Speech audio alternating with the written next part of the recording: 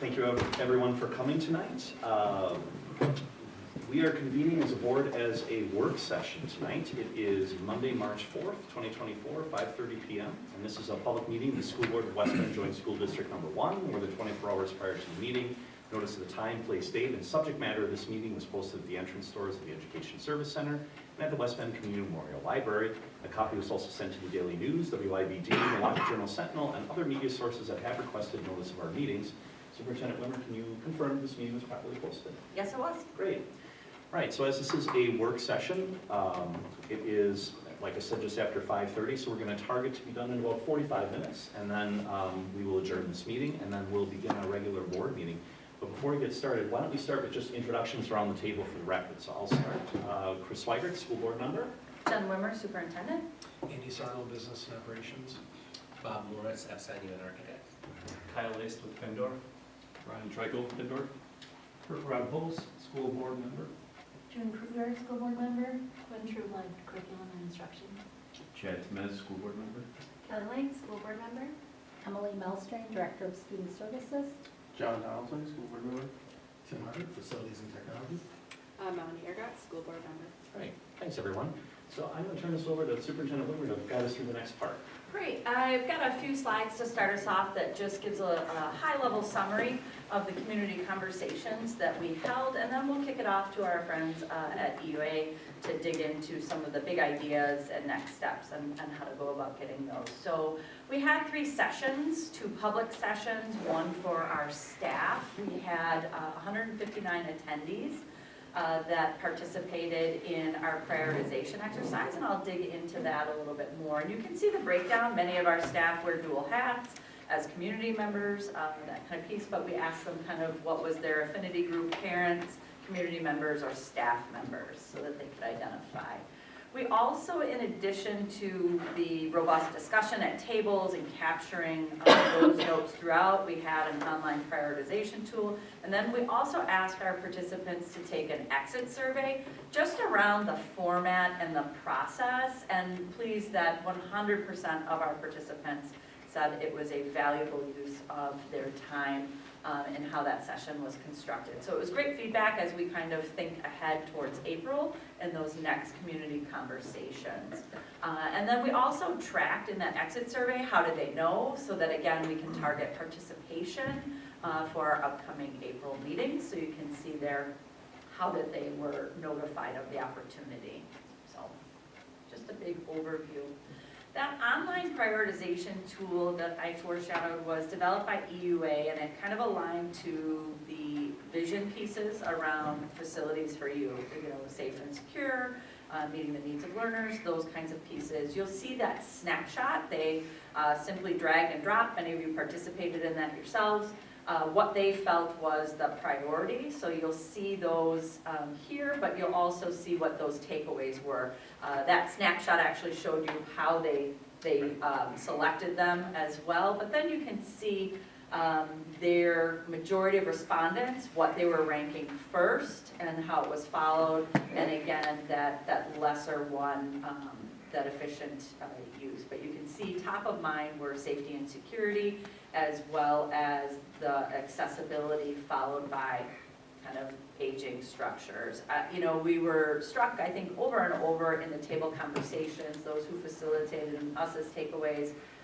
Many of our participants were saying nothing was new or shocking to them in what we were telling them. They had, referenced kind of conversations in the past, prior referendums, that we weren't coming to them with new information, oh my goodness, and they had been following along with our recent updates. In the next piece of that prioritization exercise, so it's 2 different buckets, we asked them to prioritize again. You see these visually, Bob kind of gave us the screenshot in the order in which they picked. But it was getting at the design and use of those spaces, some inefficient pieces. Recall that that's what we talked about, where you've got small groups taking up whole group spaces, speaks to that. Inefficient, inadequate use of different things, so some things that were limiting us, we talked about those specifically. My favorite Bob word is the cafegimatorium piece, that we're leaning on things to serve in multiple ways. As well as the furniture and natural light. So again, you can see some photos, those are our actual sessions and those table groups, but the majority of our respondents selecting that lack of appropriately designed classroom space as their focus for that. Then directly followed by inefficient space utilization, inefficient, inequitable use of kind of some of those larger spaces across our elementary schools. Each one of them has a little bit different of a design. So if I go to a Green Tree, I have a separate cafeteria and gym. If I go to some other places like Decorah, Fair Park, they have to do everything in that one space. So, and then you can see follow the lowest priority was kind of the furniture walls, floors, natural light, things that have kind of exceeded their lifespan in those. And then we had some open-ended questions for them to complete as part of the survey. We certainly had questions and dialogue throughout, but these were some of the themes that were coming up and questions that we were mapping to with the feedback of our participants. And really the themes that are under is consolidating, closing schools and buildings. So that whole concept of right sizing, we got into what is that, what does that mean? Specific themes that were coming through were around closing out the ESC and Rolf's Early Learning Center, moving those operations to somewhere with space. So consolidating those functions, services to other campuses. Also, a lot of our feedback was shifting 5th grade to elementary schools and then 6th grade to that middle school. Most middle schools are a 6-8 model. It removes effectively a transition there, so we heard that. And thinking about the future, they talked about new construction or kind of the depth of renovations, as well as the remodeling of spaces to be more relevant, more designed for learning, what learning should look like. And then we reinforced this, and you certainly heard it from our audience, and feedback was designed for kind of that future enrollment. You know, we don't want to overdo space right now, so just that was reiterated from our participants. So again, understanding it's not a want to have security in this day and age. I think that was a direct quote, and people really felt and understood that. And walked through what some of those safety pieces were. Police chiefs were actually at each one of our sessions, as well as we had first responders at our sessions, too, kind of representing community and departments, so that was nice. And then we've talked a lot, specifically we talked about Jackson and those pieces around ADA or accessibility, so you can see that coming through in their comments. And no surprise, in addition to kind of those pieces, was getting at being effective and efficient with our use of dollars on behalf of being good stewards for our community, but doing what we can to kind of get at those things while being mindful of taxpayer dollars, being mindful of the mill rate, how you can look at funds and reallocate some different things and maybe shift funds, save funds, that kind of thing. And then clearly, we talked about that phased approach. We know that we can't address everything, so making sure that we address and prioritize the needs versus the wants in some of those. And I think that's what they told us in the prioritization tool. When you saw like having access to natural light or things like that, those were kind of the lowest of the priority. It doesn't mean that they weren't important to participants. It just means out of the range of needs that we're talking about, that one kind of fell to, a future piece or consideration for that. So if there's any questions about kind of those community sessions, many of us were present, at those, participated, we can certainly address those, but I think it was, considering some competing events and some really warm nights on those, we had some good turnout and great dialogue at the table. The themes, those pieces that you saw around big ideas, every single table had a facilitator that was copiously taking notes. It went back to our team here at EUA and at Findorff to go through every single comment, analyze each question individually, to see what was coming through, as well as all feedback in totality to develop kind of those pieces that you saw. So it's a true synthesis of kind of the voices in those rooms and participating in the discussion that night. And Bob, I'll kick it to you. Okay, so a lot of information, really helpful information, cross-section of your community and kind of what we're hearing from them. I think that cross-section and that feedback that we heard along with how we're processing with your administrative team helps us to kind of start focusing on some directions or what are some things that we want to explore at this point. So I thought it might be good to start here with a reminder of the facilities vision statement. Right, so the West Bend School District is committed to facilities that are safe, secure, and accessible, welcoming, well-maintained, and operationally efficient and adaptable to meet the evolving student needs.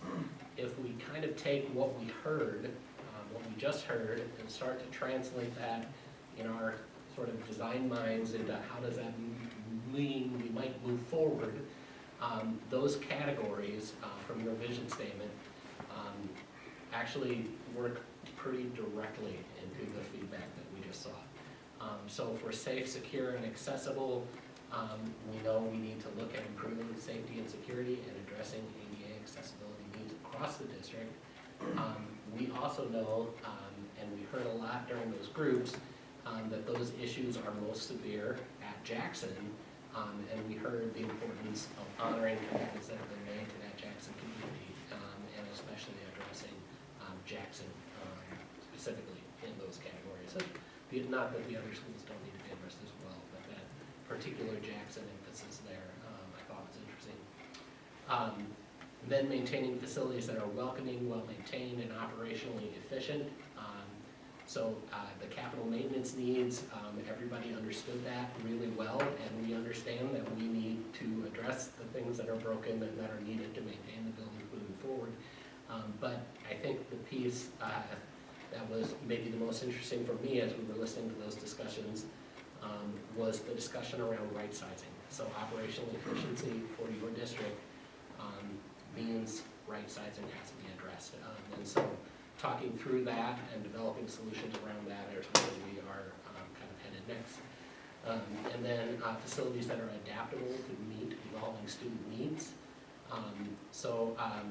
One of the things I think, especially as we were processing through this with the administrative team, is the idea of potentially minimizing student transitions as we work through what right sizing or other components of this plan could be. It's that opportunity to also take on and minimize student transitions to better support your students academically as they move through the process, and then improving school environments to support academic outcomes.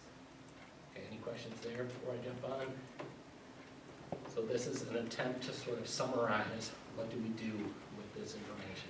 So right sizing first, we're looking at the possibility of consolidating or closing, and depending on how we do the math and which features we consider, the potential of 1 to 2 elementary schools, the potential for Rolf's Education Center, and actually the potential for ESC, which comes up with the next question as well, to match projected enrollment. So as enrollment declines, right sizing to meet that enrollment. Okay? Reconfiguration of grade levels.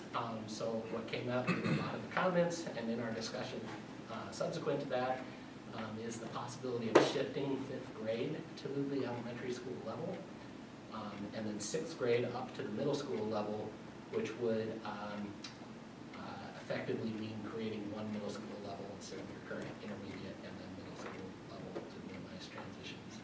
And then the potential relocation of the Educational Service Center and Rolf's Early Learning Center to alternate locations to maximize efficiency. Building new was a big theme in the community discussion and something I think we're committed to exploring further. So especially when it comes around the Jackson situation and addressing this larger scale needs at Jackson, the potential to build new is something we're committed to exploring. And then the idea of phasing, and I think Jen, you hit on that earlier, and it's definitely going to be a continued part of our theme as we move forward. What work needs to be done now, immediately? What work do we need to be planning for because we know it's coming? And then what work is further out in the future that we can allow to develop a little bit more over time? Okay, so as we go from those big ideas to how do we start to develop some ideas of addressing that issue, we wanted to just dive a little deeper into some sort of initial scenario planning here. So the first topic I want to talk about is this idea about eliminating the intermediate school structure. So we've begun exploring some options to simplify that grade level configuration by moving the 5th grade to the elementary and moving 6th through 8th grade, or really just the 6th graders, up to Badger Middle School to make a 6-8 Badger Middle School. The impetus for doing that would be, number one, to utilize the spaces at Badger more efficiently, because there is room at Badger. We could do that without doing significant additions or renovations to Badger Middle School. This would eliminate one school transition for all students. So right now, students transition from elementary to intermediate to middle. That intermediate transition would be taken out of the equation, which is generally considered a good thing for kids. And then this would free up the space in Silverbrook, which is one of your, according to the facilities assessment, one of your best buildings to be repurposed for other uses. Okay, so that's sort of step one of a big picture idea to explore. Along with that, what could come next is this idea of replacing Jackson Elementary. And we're looking at that in two different ways. Number one, replacing it as it stands right now, serving the same grades and the same configurations that it does now. But another idea that's kind of come through the surface through this process, which seems to show some potential, is exploring the possibility of Jackson as an early learning through 8th grade facility. So if we couple that along with the previous option of moving 5th grade back into the other elementary schools, now we actually minimize transitions, even one more transition for residents in the Jackson community. And that also gives us the possibility of sort of right-sizing that new facility to sort of meet the best district needs based on your enrollment projections. One of the pieces too, we do offer inter-district school choice. So if looking at that and that K-8 campus is attractive to more families, they would have access through inter-district school choice to be able to select that for their families as well. And then all of that leads us to really that right-sizing piece. So the new Jackson, the shifting of students to Badger Middle School, potentially Silverbrook could then be repurposed as a elementary school. And by shifting those students, that would allow us to look at the closure of, for sure, one elementary school. And there's a number of different sort of sub-options that we're currently trying to tease out and explore a little bit. But there's the potential to integrate the early learning students from Rolfs into the other elementaries so that Rolfs could potentially come offline as well. And then the potential to look at the Education Service Center, this building, as potentially relocating to the high school or to one of the other district facilities. So at a high level, this is sort of what we're kind of biting off and exploring and digging deeper into. I do have one graphic that I just want to walk through with you to kind of summarize what we just talked about. And I want to orient you to this graphic a little bit because I think as we start to tease out some of these options, you're going to see more of these graphics coming towards you in the next phases of the work. So two lines here. The top line is your existing fleet, if you will, of facilities in the district. So we have Rolfs, we have 4 elementary schools, we have Jackson, Silverbrook, Badger, East West High School, and the Education Service Center, all listed across the top. In that scenario that we just sort of walked through, what that leads us to is what the proposed future scenario might be along the bottom. So what you can see is Rolfs Potentially, the students from Rolfs get distributed into other buildings, and there's different ways in which that could happen. You can see Jackson comes offline and then gets replaced by a new Jackson, which would potentially, or not, have that middle school component within it, which is why we're showing it as a little bit of a bigger school in that second scenario there. And then less elementary schools. So we had 4 elementary schools other than Jackson in the top. On the bottom in that new scenario, we're showing 3 elementary schools. Silverbrook now is not just 5-6, but is our 6 through 8. Sorry, I said that backwards. Silverbrook is now an elementary school. Badger is now 6 or 8 in this diagram. And then as we're looking at East and West High School, in this option, we're showing the potential that education service center functions could shift into that high school scenario. Now, all That's of, what his little stripes mean. He's thinking Yeah, about yeah. multi-purpose in there. right, so the colors at the top, where some of the students from one color go into the other one, that's what the stripes are about. So Silverbrook, for instance, is blue, but all of those students move into other schools, so you see those little blue pieces in each of those schools in the diagram down below. Now, all of those require quite a bit of teasing out before we can actually get to the next step, which is where we're really driving, and that's to understand cost implications of all of these moves.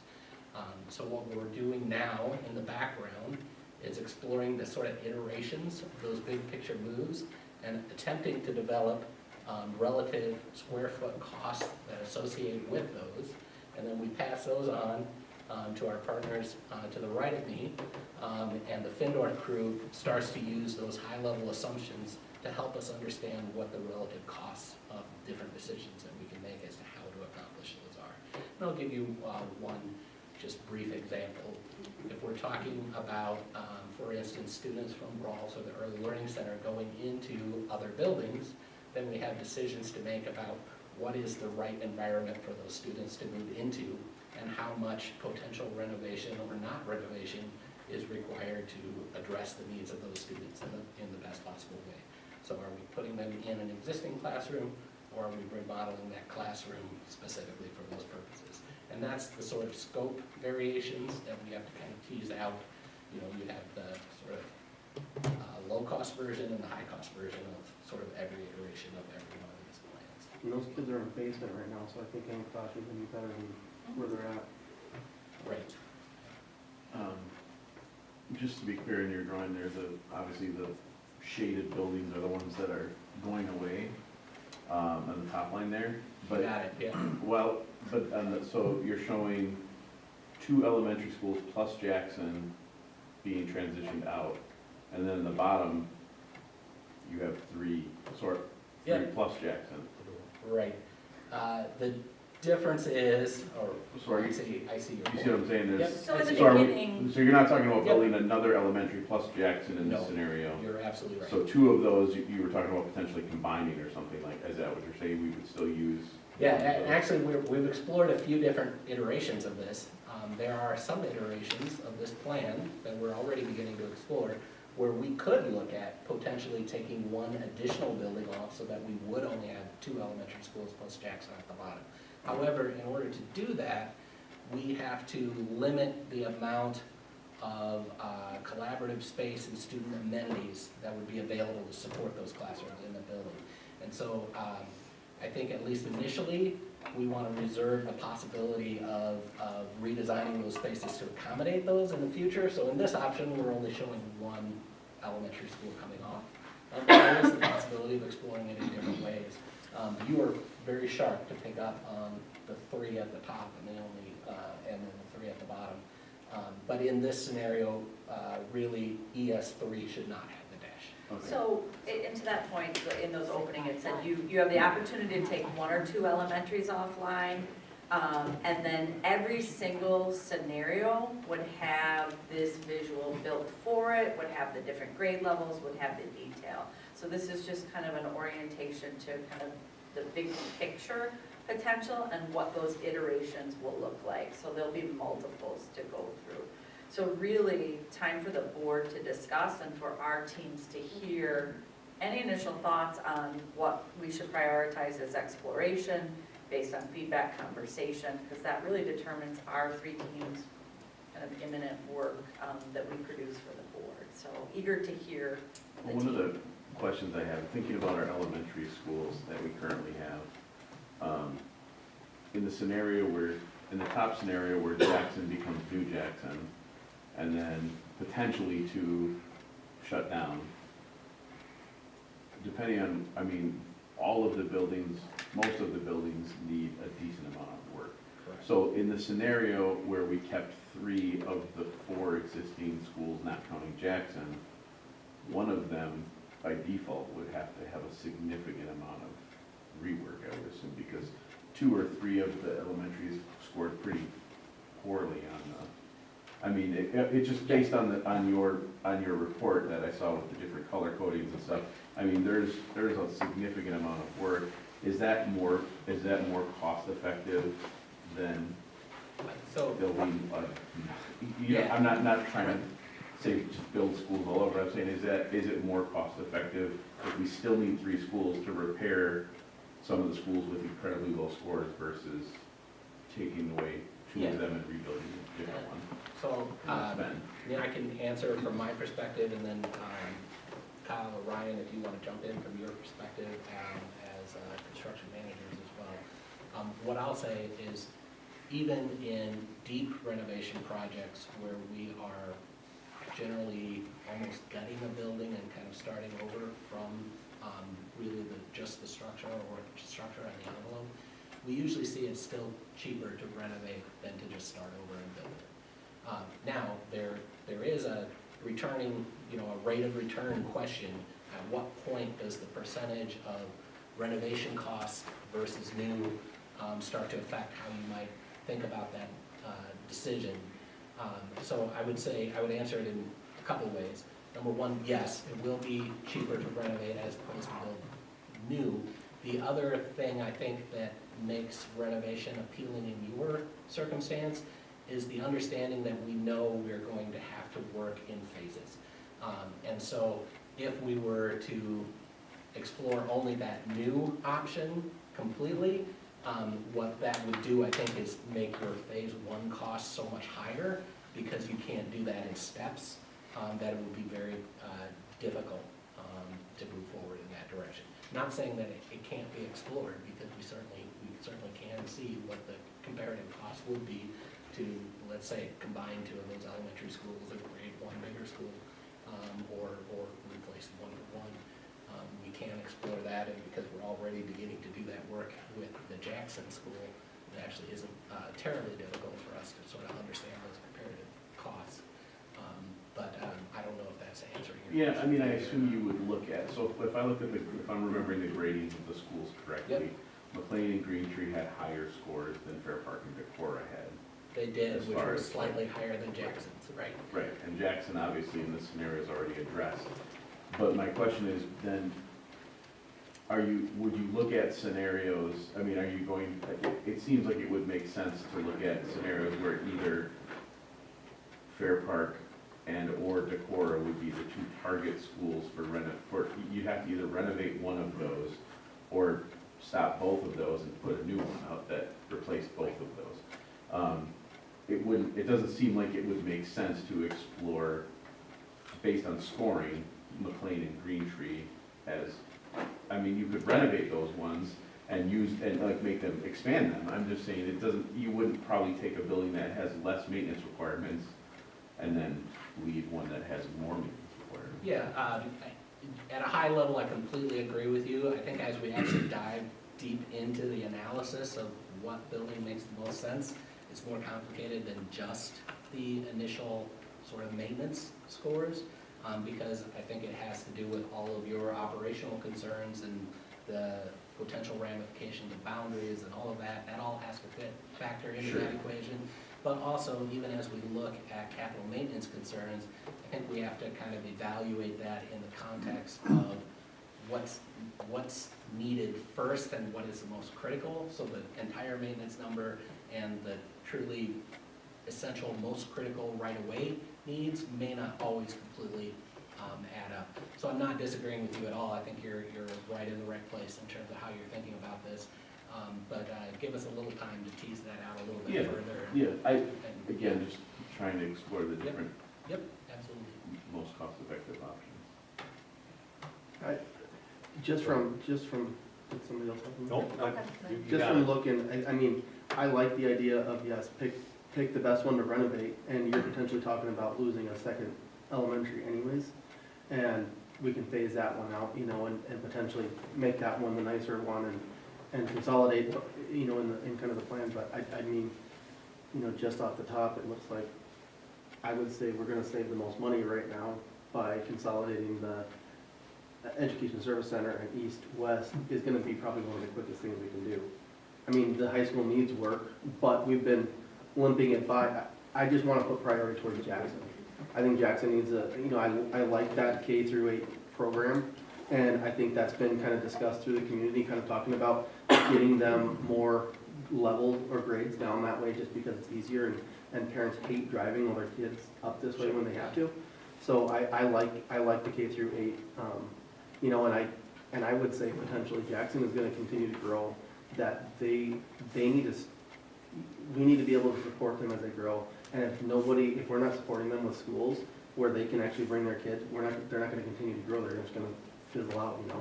So I think that community just can support itself, and I would potentially see it potentially being its own district one day, you know, once it gets big enough, Right. so. I So think we what need to you're set kind of up- saying is start with the Jackson and then I think move that's, down that list of what can you yeah. afford to do beyond that, right? I mean, how, it looks like, you know, moving the, Badger's obviously in pretty good shape. Badger's newer, so moving students around and consolidating and, you know, between Silverbrook and Badger seems like that would be kind of the next natural step, the easiest, quickest ways to get, you know, revenue back, if you will, or, you know, savings to the district, so, you know, obviously if we're doing this in phases, you would think building or renovating the older schools are gonna be probably the most time-consuming, hardest to kind of navigate with time schedules and everything else, so.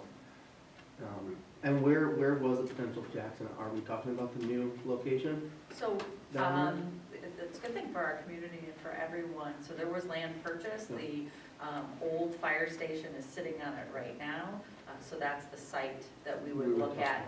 Yep, we already own that property. So we would remove the existing buildings on that and then have that site there. So when you talk about kind of the time and the conflict, they're separate spaces. So we'd still run Jackson until we open doors at a new.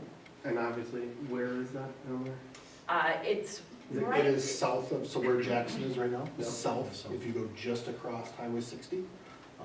To the left will be the old fire station, and then we own property that backs up to the community center right there. So it's Oh. basically the fire station in So the they're field. still down in that downtown area? Yes. Because I know that was a big concern, is that, I know the original plan, they talked about moving Jackson north, and, you know, I know the families really enjoy being able to walk their kids to school. So, just to move it too far, I think we'd be doing a disservice. John, I was just talking, we'll make sure there's Yeah. a map and future materials, because I think the community would be, I Yep. think we have an idea, but the community would benefit from that, so I didn't mean to cut you off, though. Kurt? I just have a comment. I love the Jackson idea. I've heard feedback from Jackson residents being down there, and I think that's a great idea. Maybe another, I'm just throwing the closure of Silverbrook for the least disruption to the community. McLean is the nearest elementary school to actually Silverbrook. Have you explored moving McLean into Silverbrook and repurposing the space and closing McLean and closing the ESC? We have a lot of property. I think McLean has a big kind of property footprint, so you could sell that. And So beautifully said, and one of our commitments before that we'd said, and part of our software tool is to look at every single configuration and every single boundary. So when we started looking, we said, we're doing something in Jackson, we own that land and we're using that.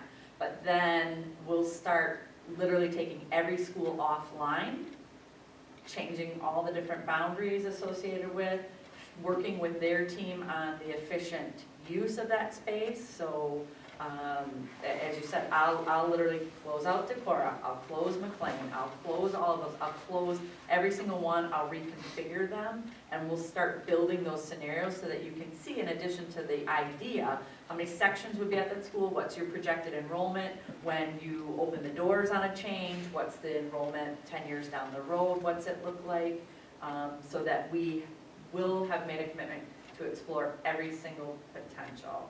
And then that gives them some foundation of like, yep, this one's got legs. You know, start looking a little deeper there, but we made that commitment to look at every scenario. Yeah. This is probably a non-issue, but obviously there is cost of, you know, with tearing a building down, with disposal and everything else. I mean, we are running scenarios on if this building is gonna cost $200,000 for disposal, you know, is it gonna be beneficial just to upgrade this one opposed to this one, because this one's a little bit smaller? I mean, it's probably not gonna be that big of a margin, but, you know, are you running scenarios like that, looking at cost of what the land's gonna be worth after, you know, all those type of things? We're running the, so part of ours is working with business brokers on the value and resale, what the potential sale of that property. If we cut it loose, what would that be for each one? Realistic numbers.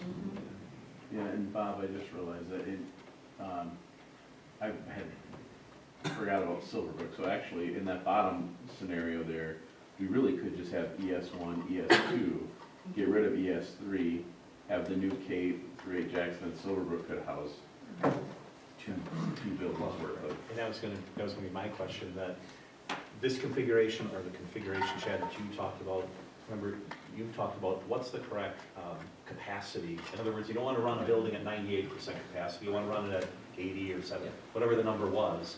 I'd be interested at some point to see, well, what does that look like? Because I think we want to account for future growth or spikes, but not at the same time have only 20% capacity. That must be an element in your analysis. So in our analysis, just speaking on that a little bit, when we look at capacity, we use a functional capacity number, which is basically 90% of the maximum that you would want in all of your classes if all of them are filled to full. And because we know you're in a declining enrollment scenario, I think we would be okay filling that capacity all the way up to that 90% functional number. We wouldn't want to go beyond that because we would risk the possibility of really planning for a scenario in which, when we enacted the plan, you would be feeling the pressure of, you know, if the enrollment numbers didn't go exactly, you don't want to be over capacity on day one. But we also know that future capacity, that opportunity for capacity to continue to drop is still there. So I think all of our scenarios have to have the idea of what is future phases. Are there additional facilities that maybe 10 years further down the road may need to come offline as well? Realistically, we have to consider all of those considerations. So I'm not sure if I answered your initial question directly or not. No, you did, and I think, you know, the idea of perhaps taking another school offline, just as long as we understand, and I'm sure we will, the capacity, I think that's just that's a large element. And I also appreciate the idea of, if enrollment continues to decline, what would be the next step? If 15, 20 years from now, all of a sudden, wow, there's a surprise and enrollment goes back up, Right. what does that look like? Maybe we don't have to build anything for anything like that, but just to say, with this configuration, we need to add on a little bit, or whatever it may be, that we're not landlocked. I'm just making that up, thinking about all the possible Yep. scenarios Yes. of the future. And you don't want to be in a situation where you give up a building that later you want back. Exactly. Yeah, if we're giving up a building that has a luxury of additional land, we just need to understand that that's a sacrifice we will be making. So, What about like the 4K, would that stay in the partner sites, or is that something that So. we would ever pull back into the district budget? Yep, so there's a couple pieces when you talk about early learning, and we're just going through this. So our 4K are in community sites. We don't anticipate disrupting that. They're their staff contracted in those buildings. But what we do have is we start educating anywhere from 3-year-olds to 4-year-olds through a variety of early childhood, some 4K, and some special ed service. Those are the ones we're talking about pulling in. Elementary Not schools. stealing from community partners and creating, new teaching positions for us and all that, yep. So we're just talking about, right now, there's some programming in Jackson and Rolfe. So we do that. So it might be that people like, oh, now this is, right down the street from me, and I migrate over, and it still would open up a seat over there, because they serve some kids. But yeah, it's a couple different programs. We don't comprehensively have regular ed 4K in all of our buildings. So you're talking about, in this bottom scenario, sort of decentralizing the current Rolfs. It looks like they're spread out among some of the elementary sites, so they would all be like partner sites in some sense, except some we would control. Correct. We're talking about our staff moving in for Head Start and some of those pieces, and then some of the functional partner sites. They're nested in Jackson right now at the community center, and they're out of space. So we would look at what that potential is to move those operations to our campus. Because there's about And then- 160 kids at Rolfs right now. There's, I'd have to look at all their sections, but we met with Matt Durand and Jamie Malsum, who you're familiar with, are the administrators of that program, and looking at how many sections are we running historically, in the future, what are the different program elements, which should go where together kind of thing, so that families could potentially start it on an elementary. If you have a 3-year-old accessing specialized services, you might be on-site at an elementary for a 3-year-old, for 4-year-old, and then transition right into your kindergarten classroom. Versus right now, they might be going 3 places, and then, so some of my neediest students, I'm forcing 3 discrete transitions before they even hit elementary, so that would help with them too. Yeah, 'cause they're at Rolfs and then probably Hawaii and then. Correct, and then they go to kindergarten, and it's just a lot of transition, so. So you're so in this scenario, yeah, you're moving the Rolfs into, it looks like 2 of the elementary schools. Yeah, and there's other iterations of that as well. Right, Yes. and then Yeah. obviously the people closer to Jackson are gonna go to Jackson for that work. Mhm. But how is that gonna play out with the Rolf staff? Are they all gonna get split? And how do they feel about, So, if you're a team, you're a team. yeah, so Yeah. actually, we looked at who are those teams. There are some natural teams, there's some delineations between the 3-year-old programming, the 4-year-old programming, and some of that. And so, again, we have no iterations up our sleeve I just, that we're building, but they are keeping those programs and that team together. So they would not be spread out all over and then in isolation, and I'm a one-off Sure. classroom. okay. They would have team members, to your point. I was just Yeah. wondering Yep. if Silverbrook was big enough to host them all. Um, If that was an iteration we're looking at. Yeah, we'd have to, we talked about that in our conversation today because of where that split would be to keep teams together. And then the concept, if you could keep the whole team together, what that would look like and how we would have to acclimate and maybe change some boundary lines for the different schools to make that happen. So we've shared like you said, the concept of keeping teams together and what space-wise that would look like. I'm sure staff, would appreciate that comment, John. On a similar note, whatever special education, alternative education services might be happening at the Education Service Center, would those gravitate toward east-west in that scenario as well, or are there alternatives for that? So there's a couple options. There is a need for some segregated programming that could be at the high school, but we would want it completely segregated in that remodel, so that it would be separated from the general student population. And then we're also working with some other community partners around potential to access space in the community to have the true off-site. And we're having collaborative conversations across the county on that, because we're not the only school district that faces that need on behalf of students. So we looked at the potential for some segregated programming on campus and then some potential outside of. Another piece talking about the high school that did come up in our conversations, and it is and isn't connected to the facilities work, is around the concept of having 2 high schools under one roof. So I'd be remiss if I don't mention that now. Because the population that we're planning for, they are under one roof. The facility still needs to be reworked and all of that. So one of the pieces Andy and I have talked about, for the board is to understand what are some of the fiscal implications or facilities implications of having two schools under one roof. So our largest expenditure associated with that is running 2 sets of teams, athletic-wise, around that, because you're maintaining east and west. Certainly they have the opportunity to co-op some teams, but what that can do is accelerate the depreciation of a facility. So if I've got a football stadium and turf and I expect that to last X number of years, Kyle will know the years, or Ryan before me, but that's in a standard kind of one high school setup, and now I'm playing games on that every single Friday, plus your lacrosse teams for 2 schools, plus your this, plus your band. Like, I'm accelerating kind of the depreciation of that. So there's pieces there. So we can certainly get, because I think sometimes that factors into the conversation, and it should be a financial aspect and a kind of how do you maintain that asset to its fullest potential over time piece, because that might free up other dollars for you to prioritize in other ways. So it should enter the conversation in a little bit different way. Have we looked at changing the field back to grass? There you If you go. want to say cost, I mean,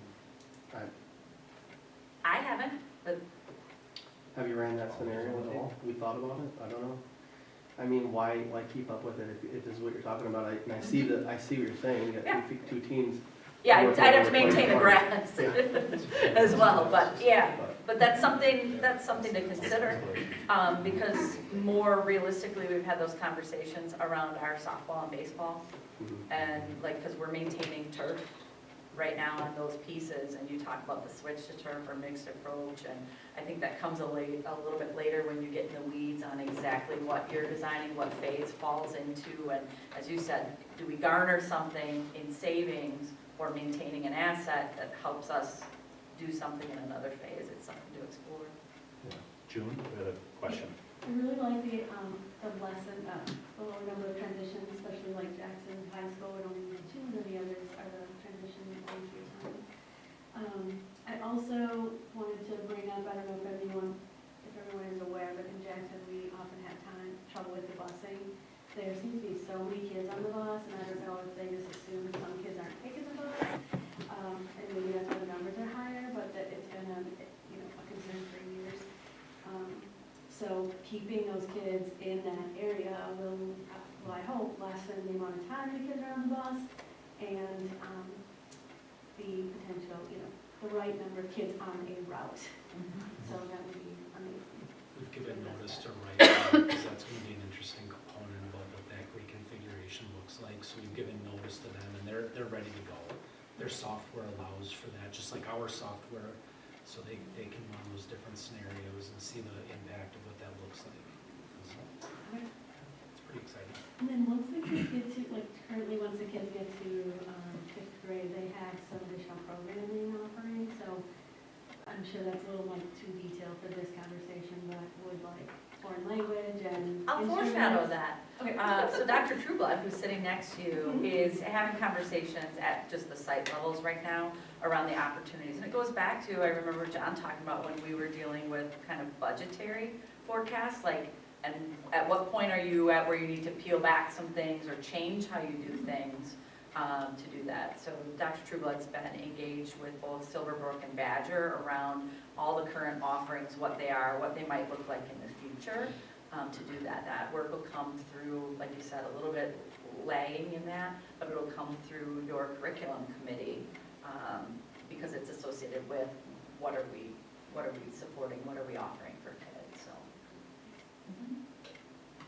I think the idea of combining the high schools when we're discussing the facilities thing, that I don't know, is that something that happens, is that something we would talk about with the facilities talk, or is that something you would talk about after you make a decision on what we're doing with facilities?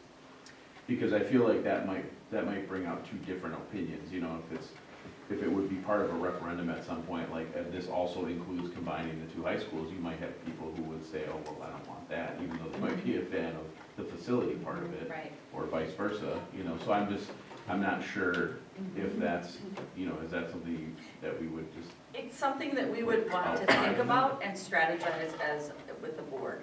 because would that Around- significantly change the facilities talks? I mean, You I don't, combining the high schools doesn't really change what the high schools need or look like, in my That's, opinion. that's why we didn't have that in there, but Okay. like I said, it's kind of, people are saying that, and it's like, well, let me tell you how that is and isn't connected. Because I still maintain the kids and this number of students, and the building still needs the work on Right. behalf of those who are gonna continue. And that's all my caution is to maybe keep that Exactly. as a separate piece, not really part of the facility talk, only because I think there's other implications of that as well, like what divisions we're in and how, what, you know, all those things come into play, so I guess I just feel like it would be cleaner to not have that as part of the facilities Yeah, discussion. I would agree. I think the community's 80%-ish kind of revolt. There's a strong argue for, and that may come someday, but I bet you 75-80% of the community are still for 2 schools, from what feedback I heard. And for us, we know that that has to go to a non-binding referendum question all of its own anyway. Right. So, you know, I think I'm more addressing with the people who bring that up, I'm like, I'm sure people will talk about that, but like I said, let me tell you how it is and isn't connected to the work ahead. It's a good discussion. One thing I want to do is stifle it, but just Yeah. looking at our time. What other questions, thoughts, or what got us to the next step? And always, just so you know, you might be still processing, thinking about things, it's a lot of information to take in, so take some time, reach out to me in the interim of meetings, because we'll get it on our teams as we continue the work. We'll get that on our radar around, hey, did you think about, so June, you had something to I add was just too? thinking of, so one of the things that people have been asking me is, why do we have high school start first, then middle school, then elementary school? Is it on the table at all for discussion of like swapping the time of having elementary school start Sure. first, middle school, and then high school? So when you talk about, Andy and I talk about this around the tiered transportation and those pieces, and we told them, when we look at efficiency and all those pieces, to, if there's something we should be doing different in the interim as well as the long term, as far as start times or something like that, we said we are totally open to that. I also know that as Dr. Trueblood's leading some of the pieces with Silverbrook and Badger around schedule and offerings, you've also had the high school team looking at schedule, and they'll fold into that work a little bit more eventually. So generally, you're really looking at, they try for the concept just developmentally with teenagers to get a later start time and those things. So that's a conversation, but there's no kind of readiness just yet to flip that over into that. But Right Way knows it as a part of exploring efficiency, that we're open to shifts in time. Let me add why high schools typically always start first, because they have a train to catch with sports. So And- unless we want to, you know, if you want to take on ARP, try. If you want to take on WIA, try. But that's really the primary reason why we have such an early start. It's not for learning reasons, it's really so that kids can have the athletic experience. And we're seeing a lot of kids actually, when we look at what kids are participating in, you see a lot grabbing work experience too. Maybe they're specializing in more individual sports, but then you see them actually engaging in those pieces. So how do you clear that lane for them to participate there too? Great. Excellent. Thank you for coming and for facilitating the conversation. We appreciate it. Obviously, more